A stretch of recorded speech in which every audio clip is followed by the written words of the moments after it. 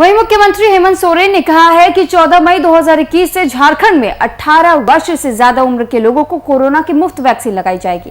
जैसे जैसे वैक्सीन आती जाएगी वैसे वैसे टीकाकरण में तेजी आएगी। उन्होंने कहा कि वैक्सीनेशन में कोई भ्रम या असमंजस न हो, इसके लिए प्रचार प्रसार भी किया जा रहा है। कोरोना का टीका पूरी तरह से सुरक्षित और कारगर है।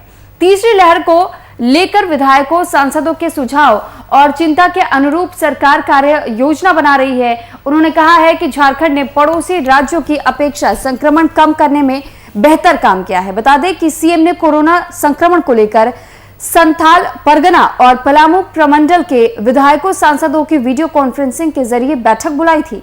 इस दौरान सीएम ने विशेषज्ञों की ओर से कोरोना की तीसरी लहर आने की चेतावनी दी है।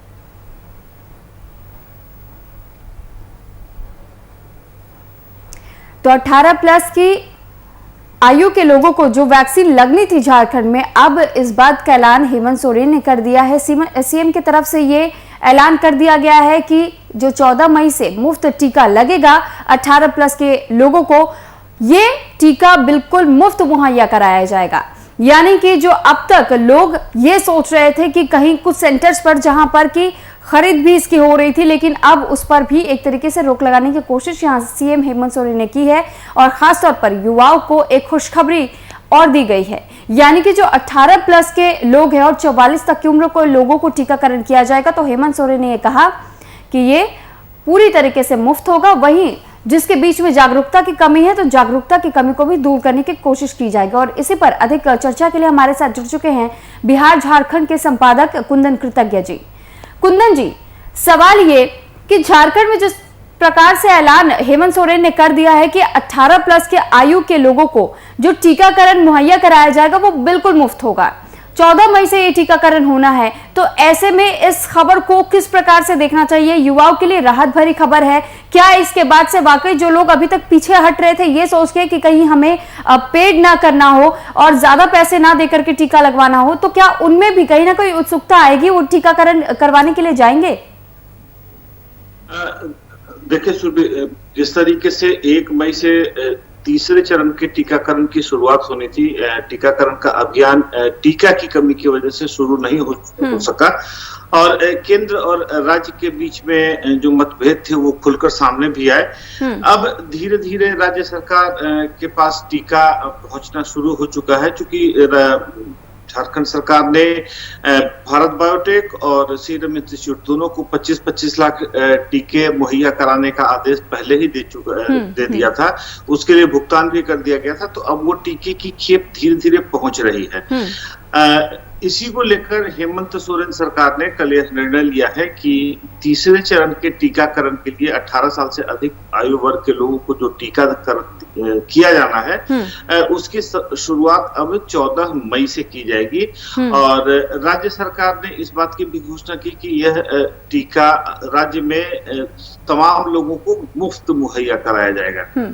तो जाहिर सी बात है, राज्य सरकार ने झारखंड की जनता के लिए एक बड़ा कदम उठाया है और खास करके कह ये सकते हैं कि जिस जद्दोजहद के साथ इस टीकाकरण के तीसरे अभियान की शुरुआत की जा रही है, राज्य की जनता के लिए एक अच्छी खबर है और खास करके युवाओं में उत्साह तो अवश्य बढ़ेगा ही।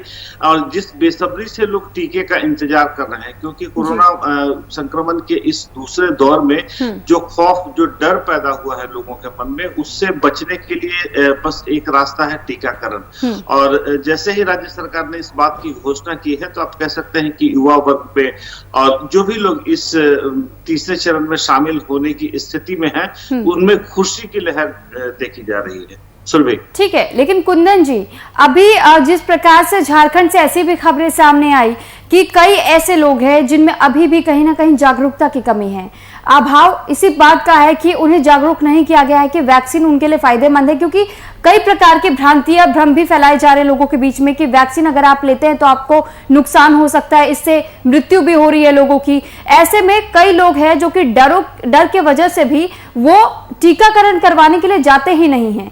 तो ऐसे में झारखंड सरकार ने यह भी कहा है कि जहां पर भी जागरूकता का अभाव होगा, हमारे ओर से तमाम प्रयास किए जाएंगे लोगों को समझा बुझा करके टीकाकरण दिलवाने के लिए।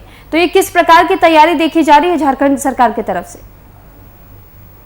देखिए, इसमें कहीं कोई शक नहीं है कि टीका पड़ने के बाद कुछ लोगों में हल्के बुखार के लक्षण या दूसरे लक्षण देखने को मिल रहे हैं। और सुरभि, सबसे अहम बात यह है कि यह केवल और केवल कोरोना का टीका लेने की वजह से नहीं हो रहा है। शुरू में जब कोई नवजात होता है या बच्चे की उम्र 5 साल 7 साल 8 साल तक की होती है तो डीपीईटी के टीके पड़ते हैं, चेचक के टीके पड़ते हैं, कई तरह के टीके बच्चों को दिए जाते हैं। उसके बाद भी उसका साइड इफेक्ट उनके ऊपर दिखाई देता है। और ऐसे में कोरोना टीके का भी साइड इफेक्ट है। कुछ लोगों में बुखार, कुछ लोगों में बदन दर्द, कुछ लोगों में अलग अलग तरीके के लक्षण देखने को मिलते हैं। इन मामलों को लेकर लोगों ने अफवाह फैला रखी है, सबसे पहली बात। दूसरी बात, कुछ लोगों के मन में डर बैठ चुका है। और तीसरी और सबसे अहम बात, कुछ लोगों को टीके से डर भी लगने लगा है। जाहिर सी बात है, टीके का डर या कोरोना का डर, अब यह उनको तय करना है कि डर बड़ा कौन सा है। क्या कोरोना का डर उनके मन में ज्यादा बड़ा है या टीके का डर ज्यादा बड़ा है। अब ये जैसे ही वो फैसला करेंगे वैसे ही उस बात के लिए वो तैयार हो जाएंगे कि आखिर उनको टीका लेना है कि नहीं लेना है। जाहिर सी बात है, टीके का डर जो है वो गुजरते समय के साथ छोटा हो जाएगा और कोरोना का संक्रमण का डर जो है वो बड़ा हो जाएगा। तो टीका लेना ही एक विकल्प के तौर पे उनके सामने रहेगा। राज्य सरकार ने जागरूकता फैलाने के लिए झारखंड के विभिन्न स्थानीय भाषाओं में, अखबारों में विज्ञापन छपवाएं, लोगों तक संदेश पहुंचाने की कोशिश की है कि टीका लेना ही एकमात्र उपाय है और टीका लेने से कहीं भी किसी भी तरीके की परेशानी नहीं होती है। और टीका लेते वक्त कुछ बातों का जो ख्याल रखा जाना चाहिए, उन बातों के लिए भी झारखंड सरकार जागरूकता फैलाने की कोशिश कर रही है। मसलन गर्भवती महिलाओं को टीका नहीं लेना है। मसलन जो महिलाएं स्तनपान करा रही हैं अपने बच्चों को, उनको टीका नहीं लेना है।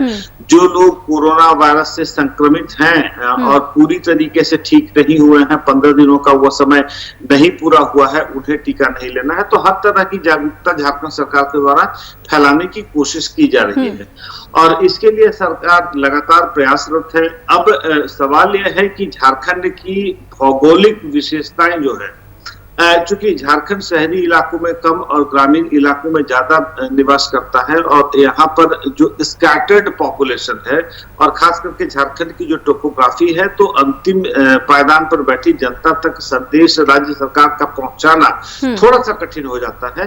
तो इन परिस्थितियों में कहा यही जा सकता है सुरभि कि राज्य सरकार अपनी तरफ से तमाम प्रयास कर रही है कि झारखंड की जनता सुरक्षित हो सके और उन्हें उचित समय से टीका मुहैया कराया जा सके। सुरभि, लेकिन ठीक है कुंदन जी, सवाल ये भी हो जाता है कि झारखंड में भी देखने को मिल रहा है लगातार ऐसे खबरें सामने आ रही है, जबकि जब हम राज्यों का जिक्र करते हैं तो वहां पर वैक्सीनेशन की बर्बादी हो या फिर संसाधनों की कमी हो, लेकिन झारखंड से ऐसी कोई खबर नहीं आई।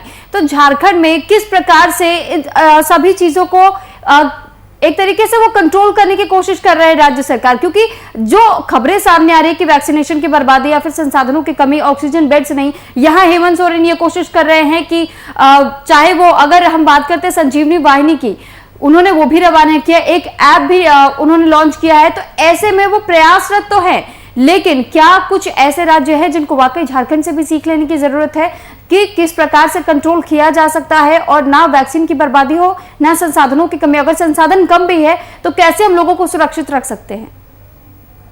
देखिए सुरभि, इसमें कहीं कोई दो राय नहीं है कि हेमंत सोरेन थोड़ा सा आउट ऑफ द बॉक्स सोचते हैं और आउट ऑफ द बॉक्स करते भी हैं। पिछले संक्रमण काल के दौरान आपको याद होगा कि हेमंत सोरेन के प्रयासों से प्रवासी मजदूरों को लाने के लिए भारतीय रेल की मदद दी गई थी और झारखंड पहला राज्य बना था जिसने रेल के जरिए अपने प्रवासी मजदूरों को दूसरे राज्य से ले आने की कोशिश की थी और लाया भी था। और प्रतिदिन 2-3 ट्रेनों से प्रवासी मजदूर झारखंड आए भी थे। हवाई जहाज से झारखंड के प्रवासी मजदूरों को अंडमान निकोबार और लेह लद्दाख से लेकर आया गया था। अब कल की बातों को ले लीजिए। कल भी हेमंत सोरेन ने कई अहम बैठकें की हैं और उसमें सबसे अहम बात क्या है कि पलामू और संथाल परगना के विधायकों और सांसदों के साथ बैठक करके अब ग्रामीण इलाकों तक संक्रमण को फैलने से बचाने के लिए क्या क्या उपाय किए जा सकते हैं उस पर चर्चा की है। 12 तारीख को तीसरे वेव में जैसे अभी माना यह जा रहा है कि संक्रमण के पहले दौर में बुजुर्ग लोगों को उसने प्रभावित किया है, संक्रमण के दूसरे दौर में युवा वर्ग प्रभावित हुए हैं और संक्रमण का तीसरी लहर जो आने की संभावना है उसमें बच्चों को प्रभावित किया जाएगा। तो इसकी तैयारी भी अब हेमंत सोरेन ने शुरू कर दी है। 12 तारीख को झारखंड के चुनिंदा शिशु रोग विशेषज्ञों के साथ मुख्यमंत्री हेमंत सोरेन की बैठक होनी है और उसमें वह तीसरे वेव को लेकर चर्चा करेंगे और किस तरीके से जरूरी इंतजाम किए जा सकते हैं, उसकी तैयारी कैसे की जा सकती है, उस पर चर्चा होनी है। और कल पलामू और संथाल परगना के जिन विधायकों और सांसदों के साथ बैठक हुई है सुर्खी, उसमें सबसे अहम बात यह है कि विपक्ष के विधायक और सांसदों ने भी खुलकर अपनी बात रखी है। यह प्रधानमंत्री नरेंद्र मोदी और मुख्यमंत्री हेमंत सोरेन के काम की बात और मन की बात की स्थिति नहीं रही।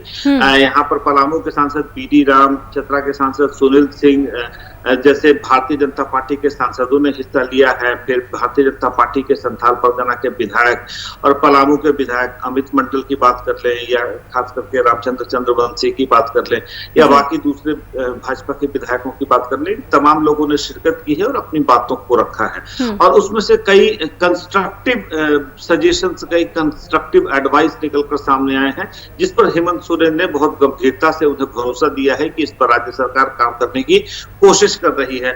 मसलन ग्रामीण इलाकों में आज भी इलाज झोला छाप डॉक्टरों के जरिए ही हो रहा है। तो ऐसे में ग्रामीण इलाकों में किस तरीके से कोरोना संक्रमण के इलाज को शुरू किया जा सकता है, पंचायत स्तर पर किस तरीके से क्वारंटीन सेंटर और प्रखंड स्तर पर किस तरीके से ऑक्सीजन और आईसीयू बेड की स्थापना की जा सकती है, क्योंकि संक्रमण सुरभि अब शहर से लेकर गांव की तरफ बढ़ रहा है। तो ऐसे में ग्रामीण इलाकों में इन तरह के एहतियातन कदम उठाने की जरूरत है।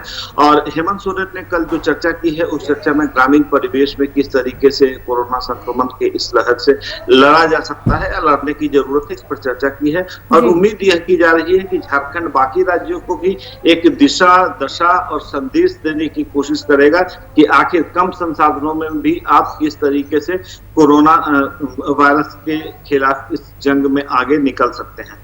और जिस तरीके से जो आंकड़े बता रहे हैं वो आंकड़े भी काफी उत्साहित करने वाले हैं। अब देखना अहम यह है कि उन आंकड़ों के साथ झारखंड कितना दूर तक चल पाता है। सुरभि, चलिए ठीक है, बहुत धन्यवाद आपका कुंदन जी, तमाम जानकारी हम तक पहुंचाने के लिए। और